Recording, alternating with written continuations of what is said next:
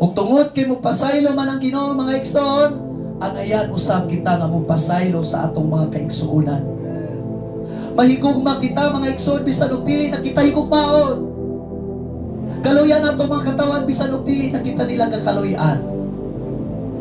Mga kaigsuonan, magampo kita alang atong mga nagalutos.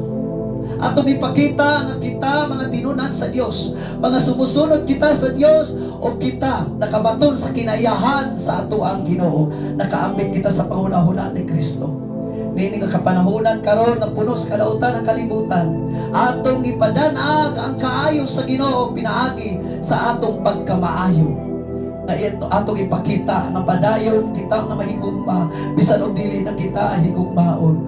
Padayon kita nga mopailo bisan og kita pagalutuson. Padayon kita nga mohatag og pagpasaylo bisan og dili na kita nila pasayloon. Mga kaigsuonan, si Ginoong Hesus, bisan ang mga katawhan nga nagabuhat og dili maayo kaniya, nagpasipala kaniya, nagadagmal kaniya, apan at the end nagaingon siya pasayloa sila. Amahan, wala sila nasayod sa ilang ginabuhat. Importante ang pagpasaylo aron makabaton sa kalinaw sa hunahuna. Dili tungod kay nakasala sila ato silang pasayloon, kundi aron makabaton kita sa kaluwasan, aron makabaton kita sa kalinaw sa hunahuna. Mga kaigsuonan, atong batunan ang pagpasaylo. Forgiveness is not a matter of confession, but it is our heart condition.